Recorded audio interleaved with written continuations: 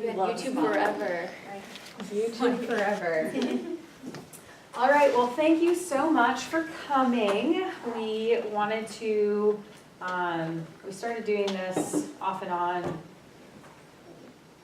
We were off more than we were on with this. But anyways, I think it's really helpful now that you have gone through all the strategy trainings, all the modules, and have gone into practice, and we have, we'll open it up shortly to questions that you guys might have and anything that you guys need clarification on. We kind of set the tone a little bit with just different areas that seem to be usually what conversations are gonna go into, so feel free at each of these places to ask questions as well. I think it would be very relevant. Sorry, Sarah, do you need? I think it'd be really relevant to continue asking those questions. So if there's any area that we didn't touch on, we can answer any of those questions or have an open dialogue at the very end. So with that, we'll go into number 2. So changing session days and times. Have you guys been experiencing any times where you're needing to change sessions based on yourself or based on like needing to add additional sessions? Have you had any type of experience with that, and how has it gone? Pretty smooth? Mm-hmm. See some head nodding smoothly. Awesome. Good. And I feel like for the most part you guys are going through the proper procedures with getting approval with the advisor or point person.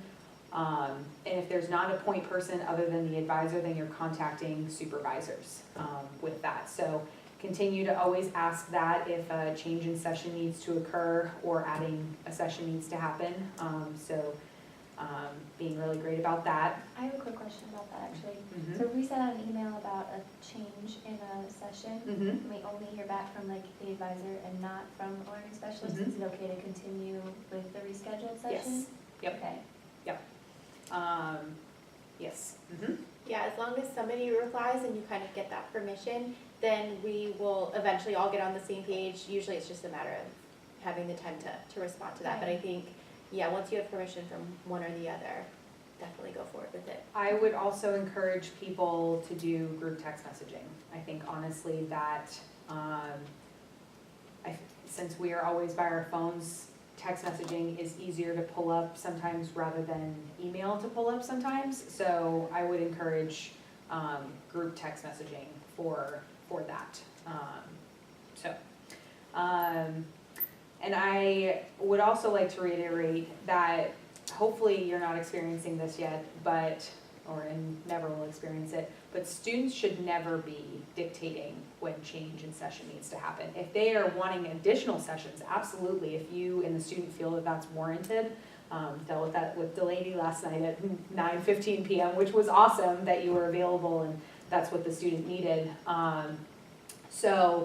But a student, if they're like, oh, I need to go do X, Y, and Z, that's when you guys are contacting the point person and advisor immediately to check on the verification of that. And then with this whole teamwork system, this new technology system that we have in place, we as a whole academic and athletic unit are trying to be better with like trainers scheduling appointments and nutrition and all these other entities that are involved with the student athletes' lives. We were trying to be a little bit more proactive with looking at class schedules, looking at tutoring sessions, looking at all of that, but sometimes that will fall through the cracks. So if a student is saying, hey, I have a doctor's appointment, or hey, I need to go do that, let us know immediately so we can either verify that information or change the session if it's possible. So, but if a student's like, I have a family dinner, it's my birthday, like, great, you get to spend it with me, like, get excited. So just keep us always in the loop if a student is trying to change or delay a session by any means. So, any questions with changing sessions or times or anything? Awesome. Okay, so the next part is what is allowed and not allowed in sessions. So I'm gonna give you guys like a few scenarios too to talk about.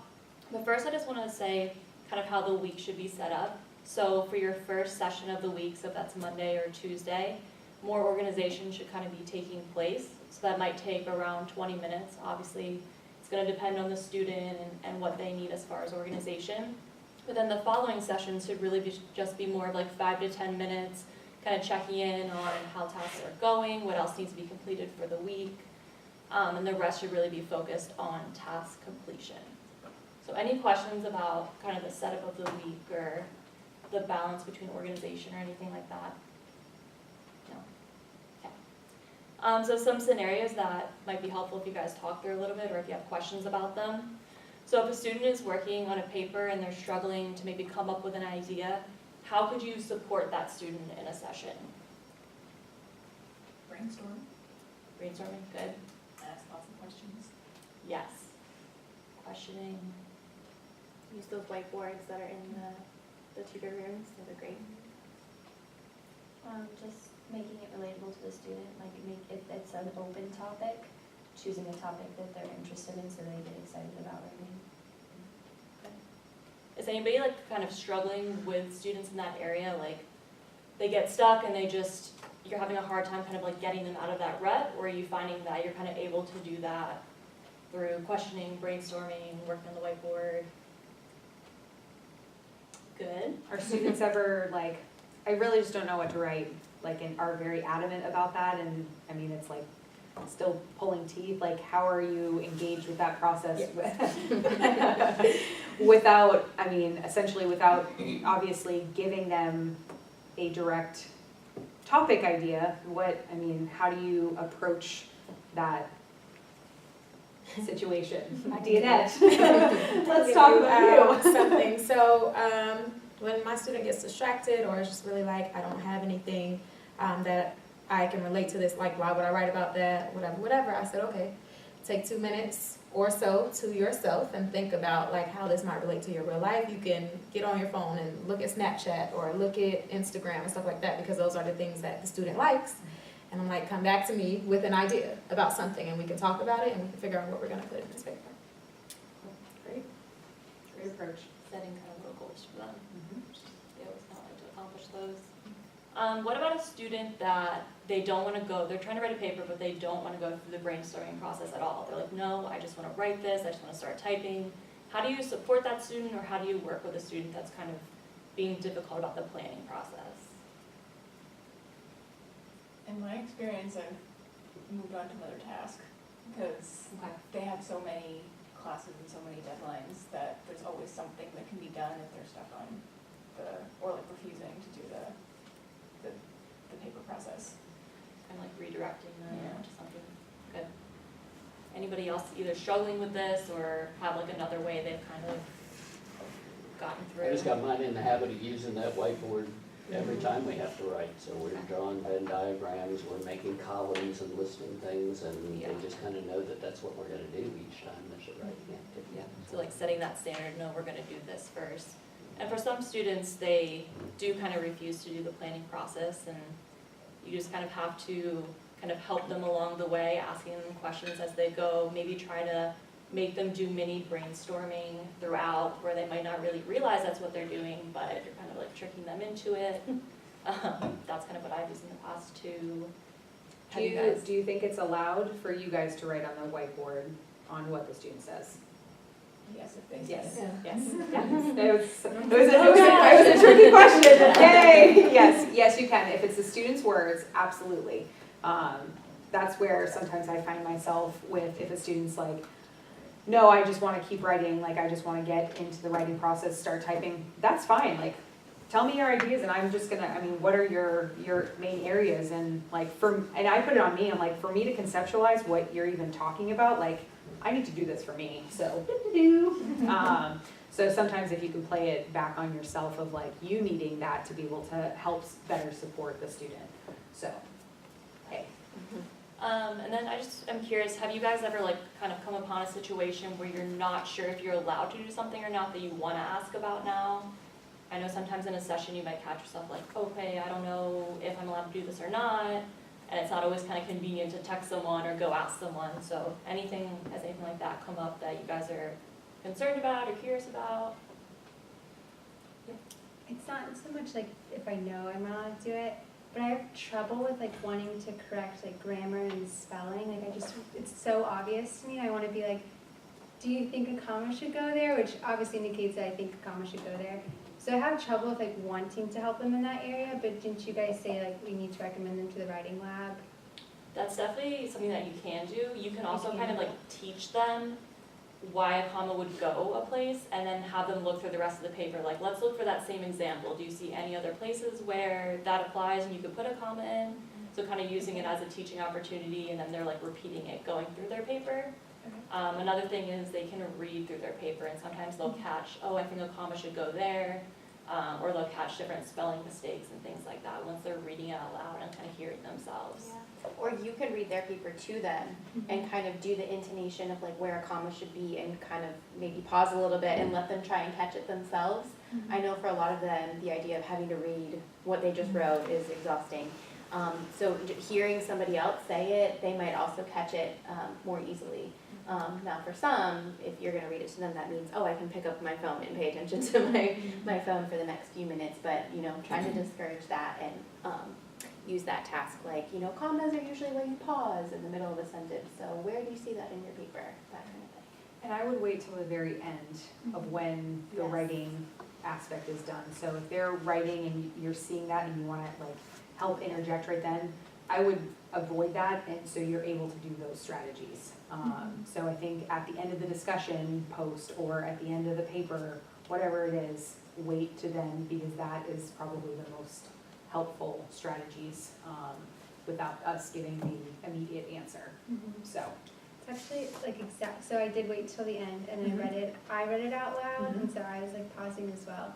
And he still didn't really catch it, but I think maybe I can go back to kind of like, let's go over the first comma where it should be and kind of make it more of a Yeah. teaching strategy. Yeah, and then after that, if, you know, there's still some things that haven't been caught, that's okay, that's the students' work, that's what they've put out there.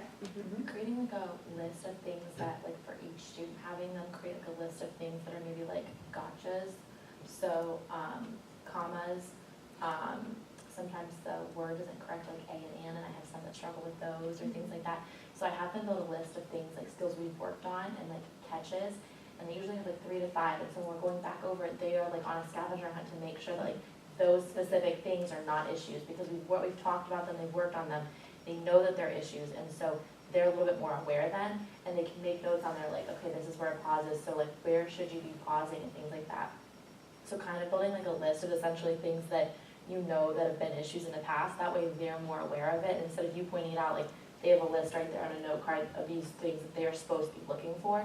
That way they're able to focus in a little bit more on those things. And it's not necessarily like the first time through, but like you're doing like kind of the second time through, okay, before we're turning this in, make sure that everything on your list is taken care of so you can work on those skills.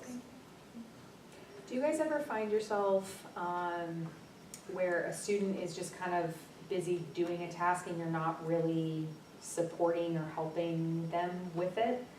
What kind of, I see a lot of head nods, so we would love to hear what that looks like and maybe what class that looks like, so then we can maybe have, we can kind of work through that. So where are you guys finding that? I'll ask a question related to that, that it's about like, how much we can help with homework. And for me, it's not so much an issue now because we've got the tutoring for the earth science class, but for that one, that they have so much that's due, and it's due on Monday nights, and so that's when I meet with them, and often it needs to be done because that's the deadline. But I can only help so much because I don't know that much about earth science. But for a couple of them, I've like looked at the question with them and tried to work through it and try to find the answer in the book with them, but I'm not sure if I'm skirting a line where I shouldn't be. But I also question, how do I help if I can't look at the information in the question with them? That's a great point.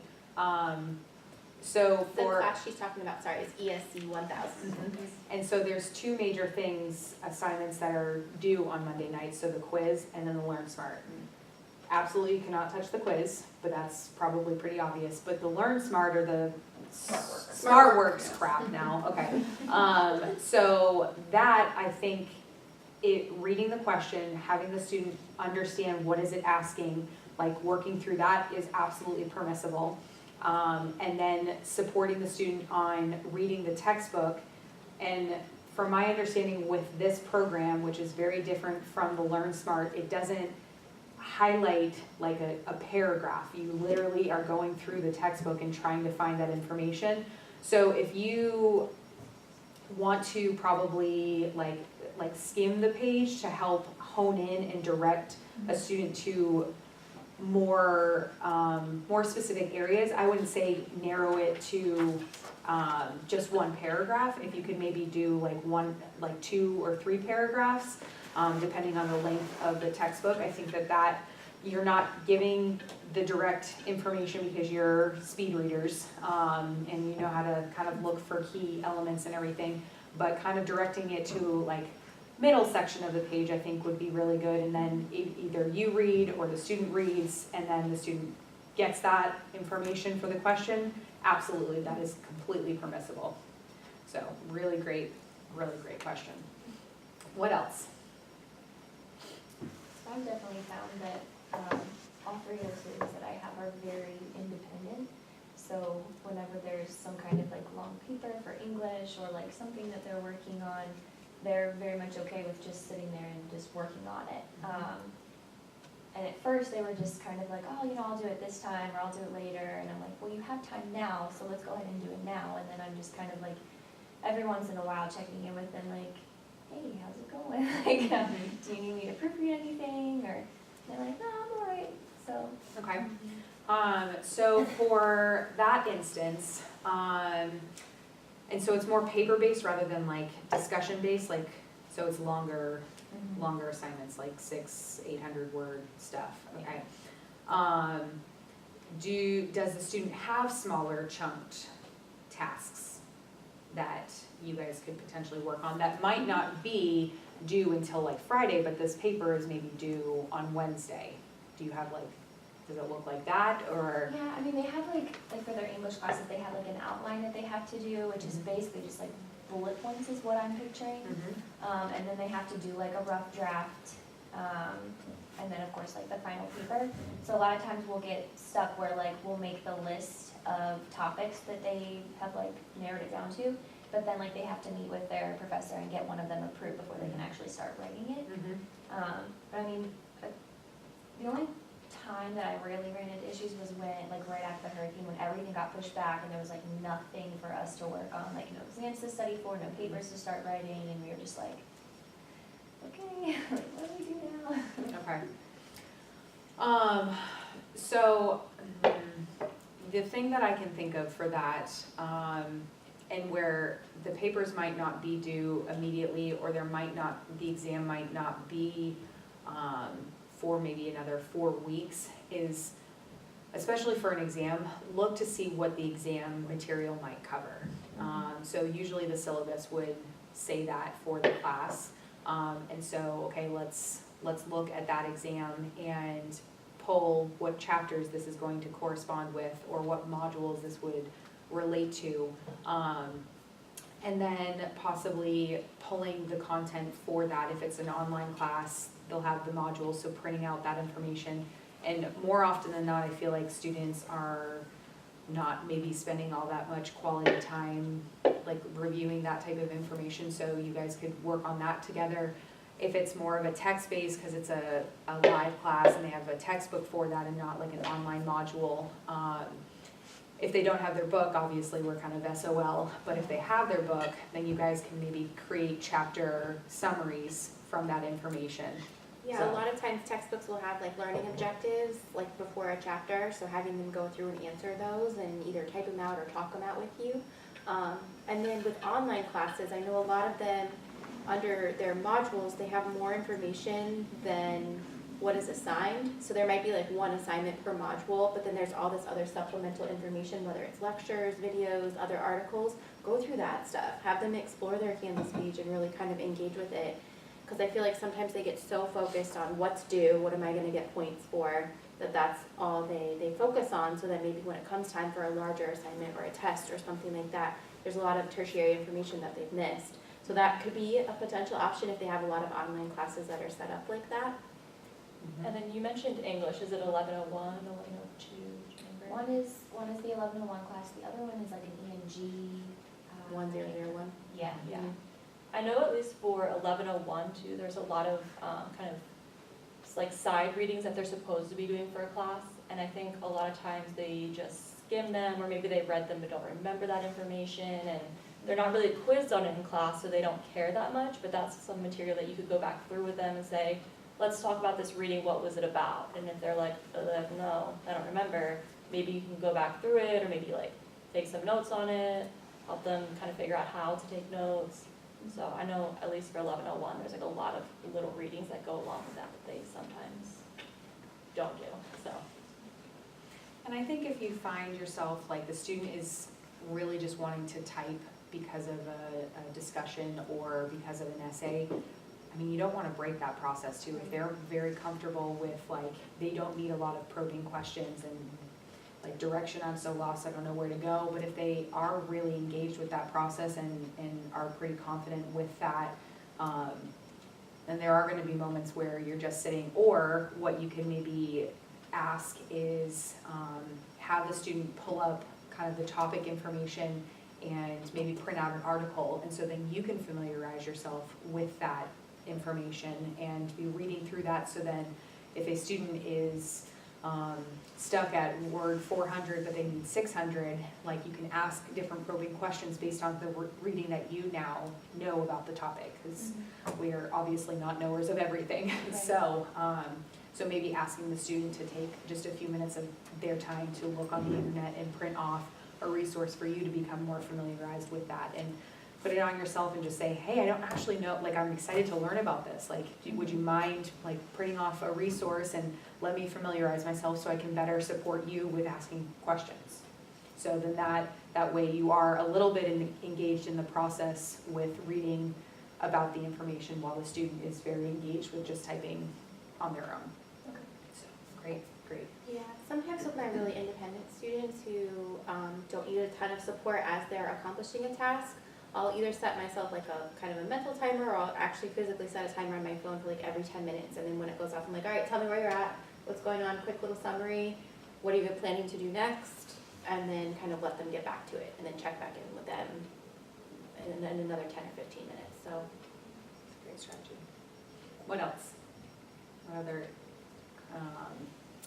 classes or things that you're struggle with in terms of like calm time in your sessions? End of the day, I can't put words together. Can you explain the difference between the two SDS classes that a lot of the students are enrolled in? It looks like one of them doesn't actually start until mid-semester. That's Like, the we're one downstairs. here, yeah, that's the one that we hold here, and the due dates are a little wonky in that class, so they are going to class, and they do have Okay, something called habitudes that they're turning in, yeah, but the bigger assignments have later deadlines. okay, so they're going to that along with the Yeah. other SDS class. There's a ton of There's a ton of SDS Okay, code okay. classes, yes, so Okay. the one that's downstairs, which would show on their schedule as not having times, Yeah, so which is so confusing that it's not embedded. But that is 3480. And then there's the senior one, SDS. Right. I don't think that's applicable to any of these people. Let's not confuse them. I know you have someone, but, so, yes, that class meets twice a week. A lot of the stuff they do in that class is like interacting, like brainstorming. They're learning about life skills and leadership and that kind of thing. So our student enhancement professionals are the ones who are kind of helping out in that class. So there's a lot of just like, so let's talk about your future career. Let's learn about professionalism. And they have these little like worksheets that they'll do like once a week. But like Erin mentioned, the bigger stuff like the recruiter roundtable paper and the mission statement, they just don't start till midway through because they're kind of working themselves up to it. So I can definitely see how that would be confusing. But it's nice for that class because we have like kind of the resources right here in our building. So they can go talk to their teacher whose office is right across from the learning specialist and say, what do I do for this paper? I'm not sure. So, yeah, that's a great question. And I would say that that class is probably low man on the totem pole, that you have to really even concern yourself. Yeah. Because like Kelly alluded to, there's really two major assignments with those two things. And even if they're struggling with that, send them to those resources. Yep. Okay, is that helpful with kind of time lapse and sessions and confusion on things? Good, awesome. Oh, me, checking in with monitors.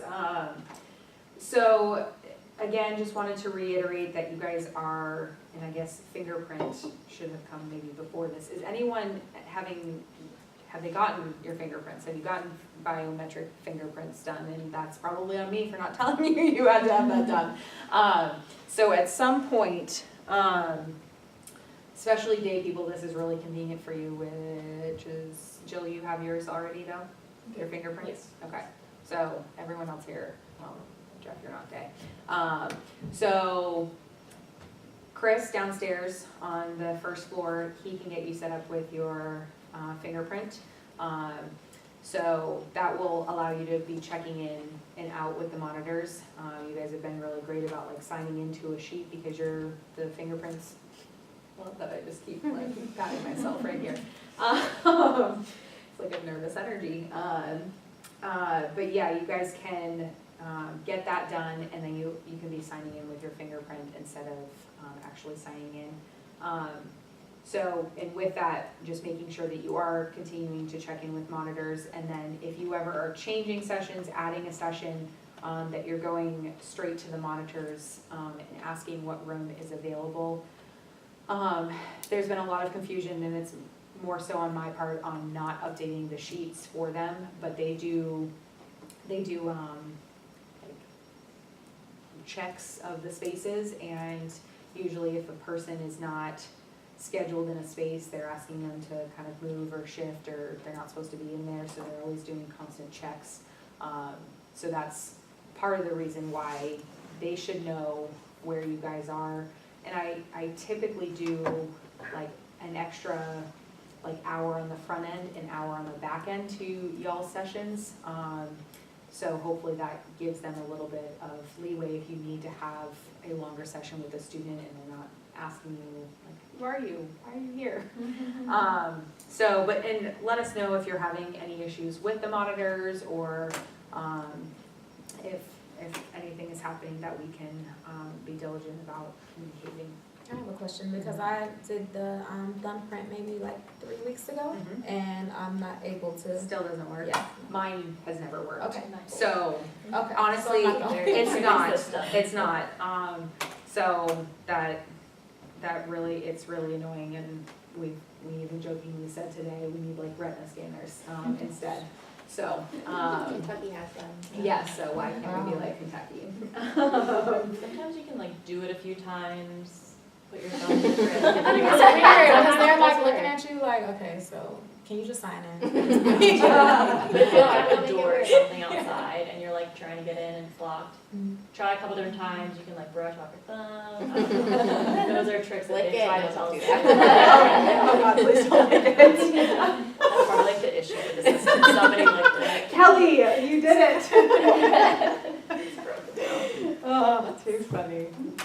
Okay, yeah, just check in with Chris if you haven't done it, and then every so often maybe check back in with Chris to be like, hey, it's still not working, and see what his advice is. But And if y'all aren't able to run by Chris because you're not a day person, he does have an email that you can email him to kind of explain your issue, and maybe he can just say like, sorry, I'm never gonna be able to help you, or. well, and he's here like once or twice a month at night, so hopefully that will. It hasn't been an issue. I mean, Okay. normally when I get here, there's some athletes coming in Yeah, and the perfect. door's You can just open kinda anyway, scooch, yeah. and the monitors will jump up and Yeah. open the door for me, Yeah. and I just sign in. Okay. I'm trying to think, I feel like monitors should be taking down their ID number. Just maybe It depends. And put them I in the did system. see them do that with with the tutor today, they just asked them for their ID when they were checking out. so. Okay.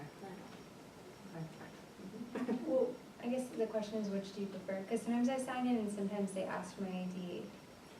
I mean, my But my preference, thumbprint is on.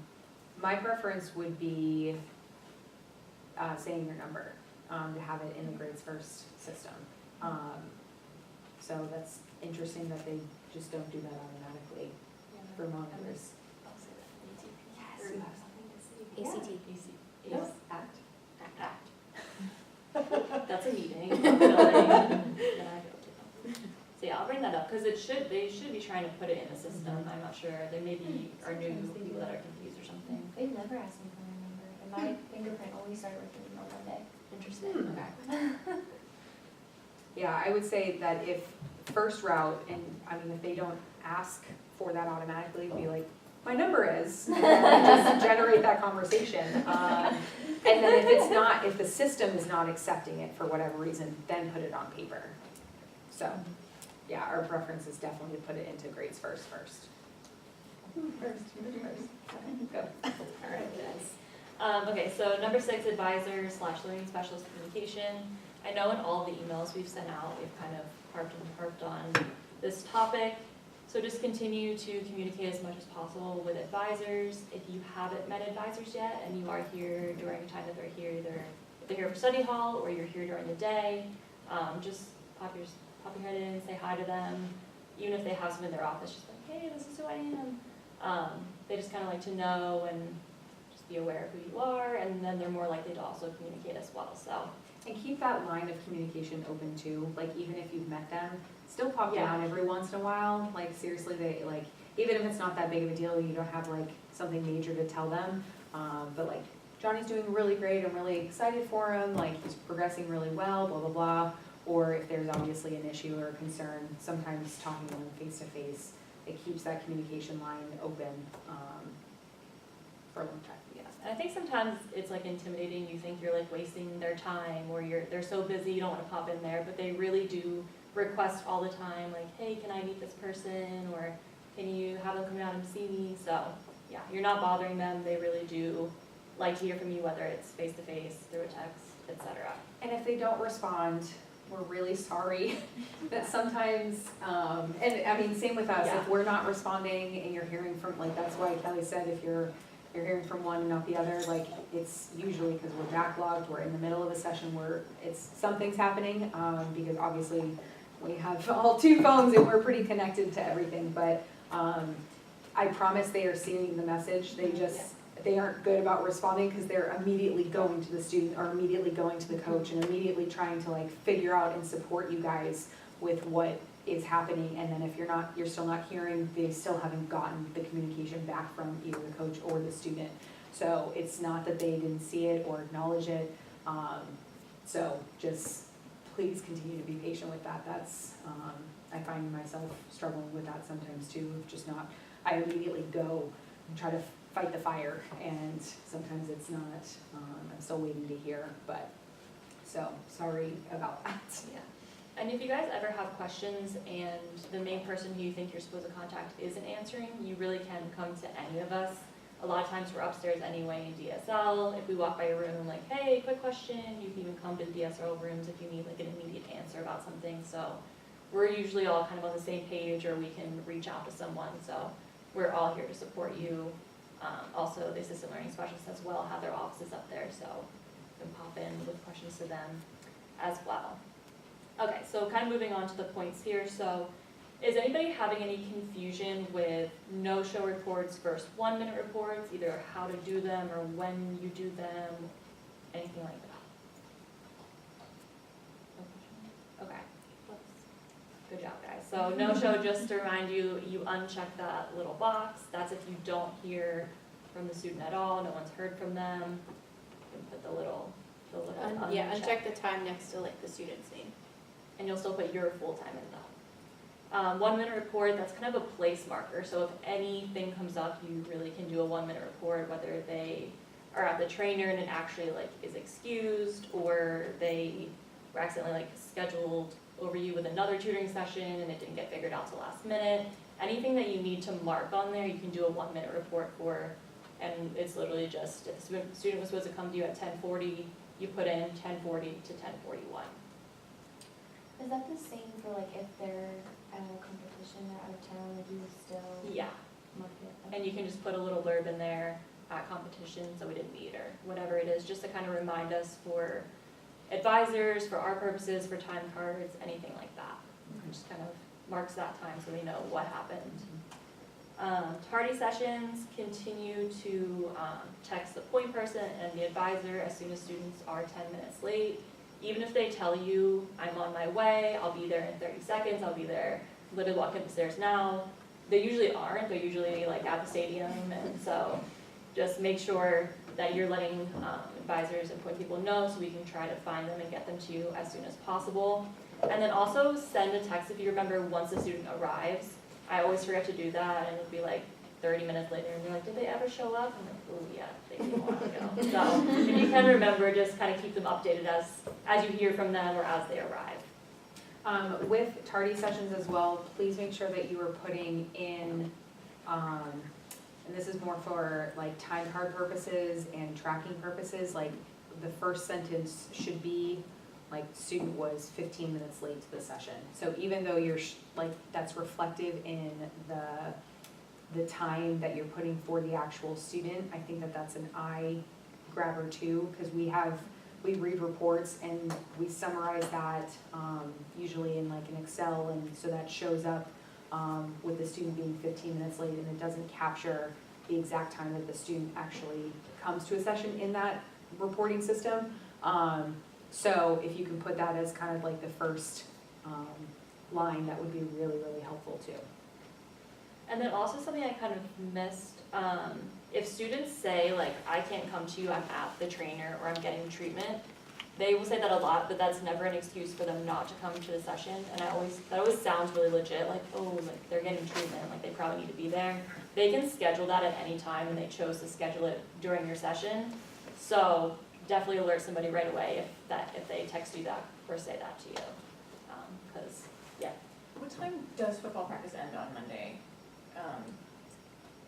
Nobody knows? It honestly, they are supposed to be off the field by 8 p.m. Okay.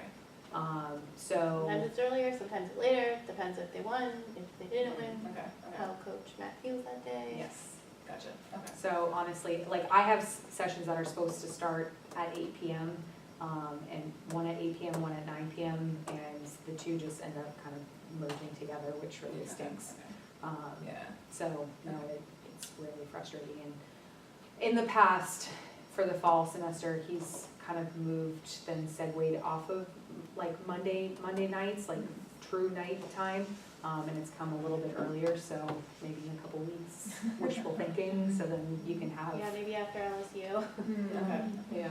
Yeah, so, but technically, they're supposed to be off the field at 8. But we don't want them late then if they come, like, you know, I'm finished practice, I'm coming over now. Yeah, for the Monday nights, yeah, I'll be a little bit lenient, we'll be lenient for that stuff.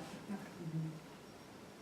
Okay, C is supposed to say leaving sessions early. I got a little confused when I heard that. Most of the time, we really want sessions to last the full amount of time. We want students to be able to benefit from that. If you run out of things to do with a student, I always tell them there's always stuff to do, and then we'll look and we'll find other stuff to do. We kind of talked about that earlier, when you get stuck and there's no task left. Emails. There's always emails to Oh my gosh, you can always help them clean out their dang email box. Yes. Oh. Unread. Yes, Yeah. help them with emails if that, like, or if you've, like, finished the thought for the day, the whatever, and you have like 10 minutes left, seriously, get on top of help them with their emails. Sorry, a lot of them also, well, not a lot of them, some of them also have an accommodation where they can have access to assignments ahead of time. That's literally an accommodation based on their disability. I know sometimes that gets overlooked because it's just like, do I have a note taker and do I have extra time? That's all I care about. But if you have one of those classes that's not opening modules and so you can't really work ahead, let me know, let's reflect back on their accommodation letter and see if that's an option for them, because maybe then that's a strategy you guys can explore, is talk to the teacher, say, I have this accommodation, can you go ahead and open them, and then y'all can work ahead and kind of take things a little bit more slowly and go through them more in depth, because you have the luxury of extra time. Sorry, interrupted.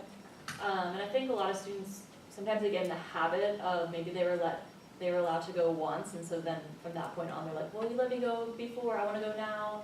So if you ever have issues with them kind of acting out over having to stay, like, let us know, or the advisors, and we'll have a conversation with them, because I know sometimes they freak out if they can't leave when they wanna leave, so let us know if you have any issues. And grades first reports, just continue to make sure that they're in a timely fashion by the end of the day. A lot of our advisors, and we read them in the morning, so we like them to kind of be there, so when we have that little bit of extra time, we can go through them all and kind of know what's going on. And with those, I know we've been stressing communication, and I think this is something we mentioned in a program email not too long ago, but we definitely do look at grades first reports, advisors do, learning specialists do. Sometimes something happens where we can't get to it. So if you say, like, I would love in DSL for my student to work on this, or I would love for, like, can the advisor please check with the student about dropping this class, or whatever it is, if you're putting information in there for us, that's perfect, that's what we want you to do, because we do read those reports. But maybe if you could send, like, a prompt, like a text or an email, like, hey, I wrote something in grades first, do you mind checking it, just I want to make sure you see it. Because like I said, there's the occasional time where we can't sit down and go through all grades first reports for all of our students, and we value what you guys are saying and the feedback that you're giving us on there, so we want to see that. It's never like we're intentionally ignoring, like, oh, I don't care what DNet said, or I'm not going to do what DNet said. It's just that we missed it somehow, or we haven't had a chance to look at it yet. So if you could just, like I said, send a text, send an email, just be like, hey, check your grades first, and bring our attention to it. And if they need to follow up with us for any reason, or an advisor for any reason, or they need to, like, get a material that's pretty important that they get, make sure you kind of text that person to update them, like, hey, this person needs to see you for this reason, like, let's make sure that happens. Because sometimes if we don't see the report till the next day, or till the end of that next day, we kind of missed out on the opportunity, or it's too late for the student to come in because they're at practice at that point. So if it's anything like that they need to check in with us, send us a text or email too.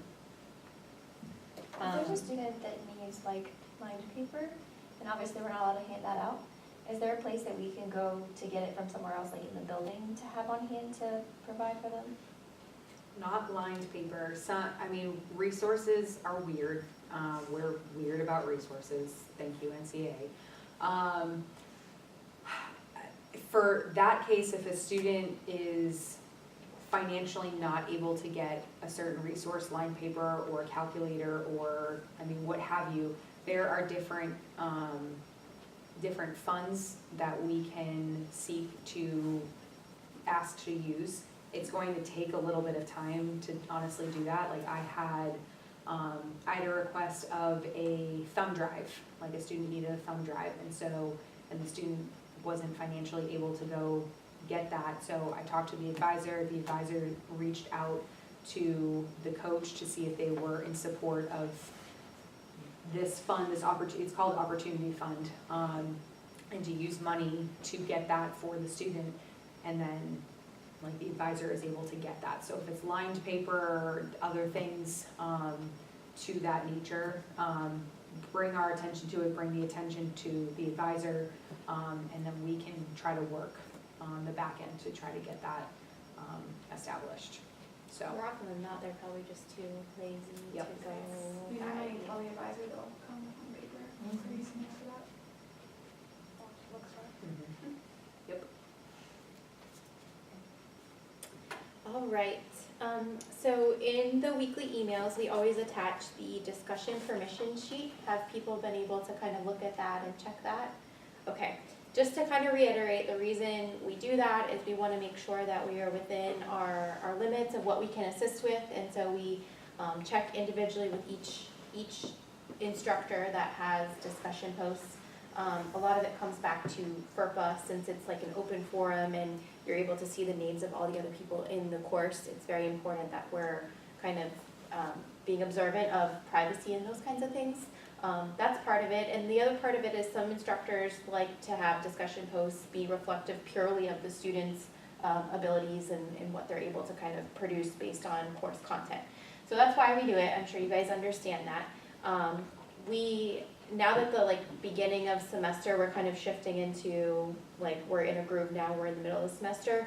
That discussion sheet probably isn't gonna change too much, but we're gonna continue to attach it for you guys to kind of reference, and there might be something that comes back mid-semester, or maybe a kid hasn't need help with discussion posts up to this point, so we haven't asked, but then we come to a situation where we do need to ask. So just keep checking that. And then just to ask you guys, say we can't, can we or can we not help with peer replies? Only if we can't see the names. Exactly, good job, yeah. So how would we maybe accomplish that if we can't see the names of a person? How could we maybe assist a student still with that? You copy and paste the post into a Word document. Perfect. Yep, usually that's the easiest way. Or have the student read it to you, read to you what the other person in class said, and then you can help them kind of formulate a reply. Is anyone having issues, or you're wondering about different discussion posts or anything like that? Awesome. Okay, so travel schedule, we just initiated that this term. Obviously, there's some sports that it's not applying to, or if it's football, really you guys aren't meeting with them on Fridays anyways. But do you think that that's helpful and useful information with when they're traveling and you guys are kind of looking at all of that? Also. Yeah, just know that some sports, especially the individual sports like golf and tennis and things like that, the whole team doesn't travel together to every tournament. It can be just one player at a time going somewhere. So if you ever have questions, just let us know or let the advisor know. They usually have that information. And then like Lindsay said, with football or soccer or any sport, if a player's hurt, they may not travel then. So just double check if you're wondering. So this is probably a weird question, but is there a place where we can look and see what the abbreviations stand for? Oh, in the handbook, Oh, in the it's in the gloss, handbook. there should be somewhere, I'm not sure if it's in the glossary, but it's somewhere where we have listed what the abbreviations stand for. Yeah. Which one are you wondering about? I just, whenever I read through them, I'm always like, I wonder if that's this sport or this Yeah. sport. I'll find it for you and I'll let you know what page it's on, but it's in here. Okay. Okay, so shadow sessions. So to this week's email, I shared contact information, again, for updated information for everyone. I have who you guys can shadow, so I'm gonna quickly go through who you guys can reach out to. And I've reached out to each of these tutors. They are comfortable with you shadowing, and they know that you guys are going to contact them directly about setting up a time of when they have a session that you guys have time in your schedule to do that. So, Delaney, I have you with Ashley Jacobs and Lisa Holmes. Got it. Jeff, I have you with Chauncey Freeman and Terry Bain. Ashley, I have you with Kristen Jones and Julie Pine. Katie, I have you with Ashley Jacobs and Robin McElroy. Deanette, I have you with just one person. Yours is a unique situation, so. I have you with Alicia Eubank, EU Bank. Like how I did that, yep. Jill, let me know if you want to shadow, and we can work through that, so. If you need me to say those names again, we can touch base. I did this honestly very, very strategically based on what your availability is. So trying to match it with people that might be here during the day or similar sports, similar experiences. So honestly, took me a while to really kind of match and figure out because I wanted it to be very intentional and very purposeful. So some of these might not be during the time that you were up here, obviously because you don't have a lot of time when you already are up here, so it might be kind of nighttime to help kind of offset that. But again, it was done very, very strategically, so you could get the most out of the observation sessions. So and you can put up to an hour for each shadow experience, and then again, put in your time card in the notes section, shadowed such and such person on this day for 1 hour. So, and then I will initial off on that, so.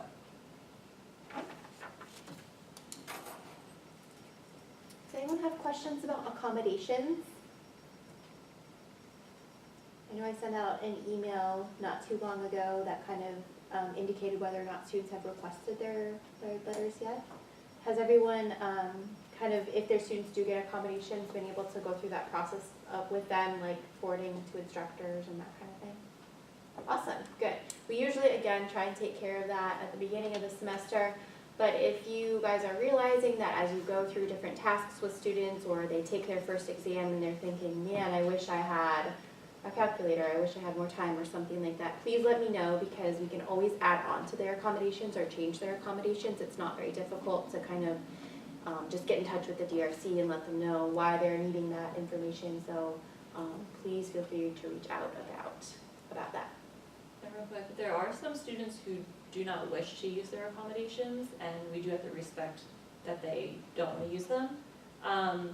As you're starting to get back like scores for them, for like quizzes, exams, things like that, and maybe if the scores are lower, you can say like, do you feel like you ran out of time? And kind of talk to them a little bit more about the accommodations and maybe how those could help them, and then let them decide again if they do want to request or not. But we do have a few students who don't want to use them for whatever reason. Could you guys like list off the range of accommodations that Yeah, are possible? Just definitely. in case I'm allowed to propose at some point. For for sure.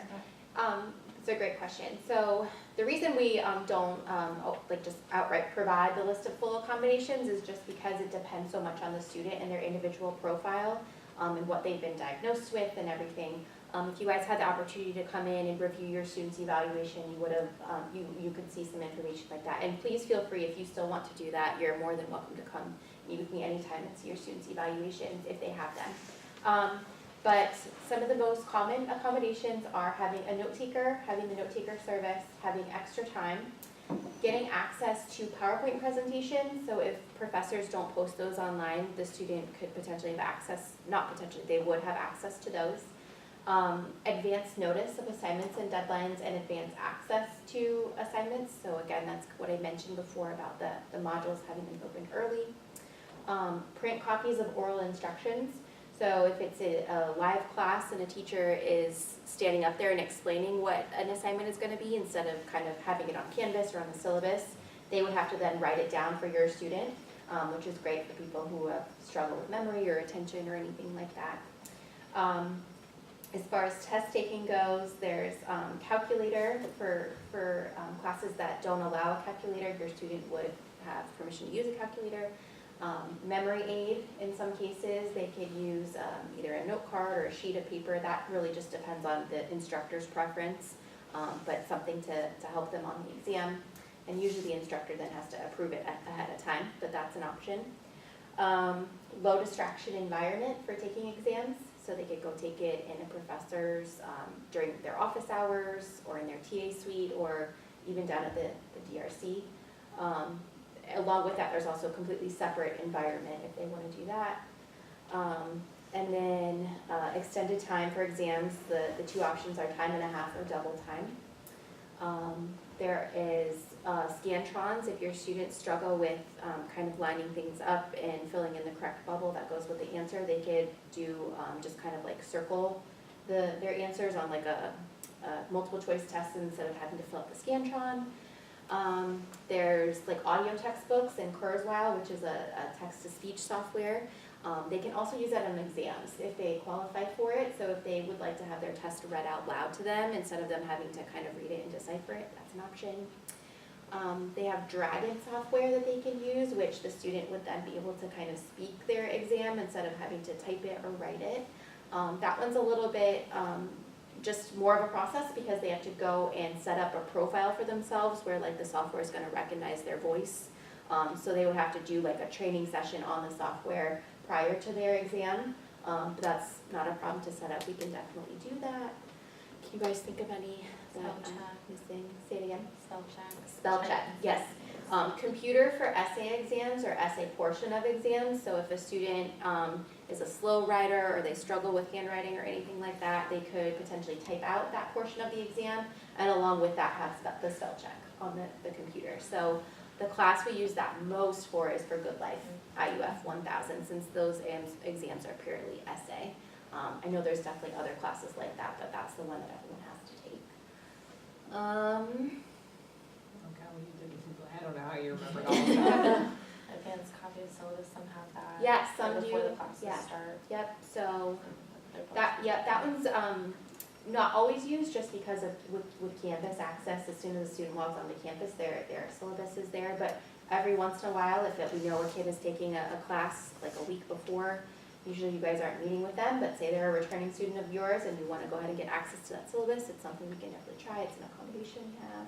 That or if you go onto UF's website and then in the search bar type in syllabi in whatever semester it is, they're supposed to have them up there. And I think departments are getting fined if they don't have syllabi and a Canvas course, so.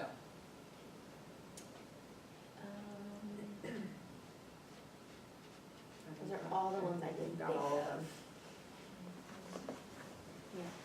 Thank you. Mhm. Did you say recording lectures? Oh, yes, thank you. Audio recording lectures.